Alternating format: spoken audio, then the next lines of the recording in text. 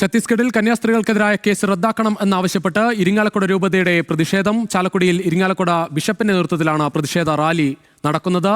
വിവരങ്ങളുമായി Levin K Vijayan ചേരുകയാണ്. Levin, ശക്തമായി ഈ സഭയ്ക്കുള്ളിൽ നിന്ന് തന്നെ വലിയ പിന്തുണയൊക്കെ BJPക്ക് നൽകിക്കൊണ്ടിരുന്ന ആളുകളെ അടക്കം മുനവെച്ച് വിമർശിച്ചാണ് നേരത്തെ ഇരിങ്ങാലക്കുട ബിഷപ്പൊക്കെ മുന്നോട്ട് വന്നിരുന്നത്. എങ്ങനെയാണ് ഇപ്പോൾ പ്രതിഷേധം പുരോഗമിക്കുന്നത്?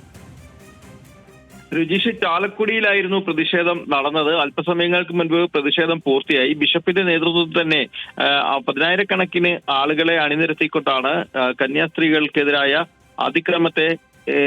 അതിക്രമത്തിനെതിരെ പ്രതിഷേധവുമായി സഭാംഗങ്ങൾ രംഗത്ത് വന്നത്. കന്യാസ്ത്രീകളുടെ മോചനം സാധ്യമായി എങ്കിലും അവർക്കെതിരായി രജിസ്റ്റർ ചെയ്യപ്പെട്ടിട്ടുള്ള തെറ്റായ കേസ് പിൻവലിക്കണം, ന്യൂനപക്ഷങ്ങൾക്കും ക്രൈസ്തവർക്കും നേരെ ഉണ്ടാകുന്ന അതിക്രമങ്ങളിൽ കർശനമായ നടപടികൾ സ്വീകരിക്കണം, അതോടൊപ്പം തന്നെ ഇത്തരം സാഹചര്യങ്ങൾ ഇനി ഉണ്ടാകാതിരിക്കാൻ നടപടികൾ കേന്ദ്ര സംസ്ഥാന സർക്കാരുകൾ കൈക്കൊള്ളണം തുടങ്ങിയ ആവശ്യങ്ങൾ ഉന്നയിച്ചുകൊണ്ടാണ് ഇരിങ്ങാലക്കുട രൂപതയുടെ നേതൃത്വത്തിൽ ഇപ്പോൾ പ്രതിഷേധം നടന്നത്. അതോടൊപ്പം തന്നെ ഈ പ്രതിഷേധത്തിന്റെ ഭാഗമായി 2 കന്യാസ്ത്രീകളെ അന്യായമായി തടങ്കലിലാക്കിയ ഛത്തീസ്ഗഡ് സർക്കാരിന്റെ നടപടികളെ വിമർശിച്ചുകൊണ്ടുള്ള ഒരു ഡെമോൺസ്ട്രേഷനും ഈ പരിപാടിയുടെ ഭാഗമായി ഒരുക്കിയിരുന്നു. 2 കന്യാസ്ത്രീകളെ സൂചിപ്പിച്ചുകൊണ്ട് ഒരു ഇരുമ്പുമറയ്ക്കുള്ളിൽ ബന്ധനസ്ഥരാക്കിയിരിക്കുന്ന രീതിയിലുള്ള ചിത്രീകരണം നടത്തിയായിരുന്നു ഈ പ്രതിഷേധ റാലിയോടനുബന്ധിച്ച് നടന്ന പരിപാടിയിൽ ഈ ആളുകളെ കൂടുതൽ ബോധവാന്മാരാക്കുന്നതിനായി ഈ ഒരു ഡെമോൺസ്ട്രേഷൻ ഒരുക്കിയിട്ടുള്ളത്. ഏതായാലും ശക്തമായ പ്രതിഷേധങ്ങൾ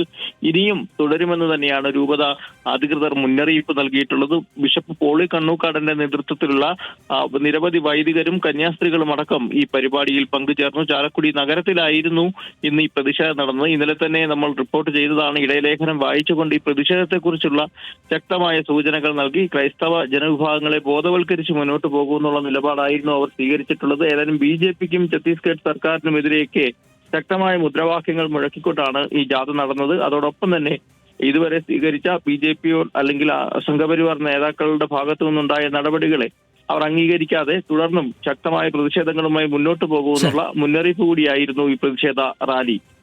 ശരി ലെവിൻ.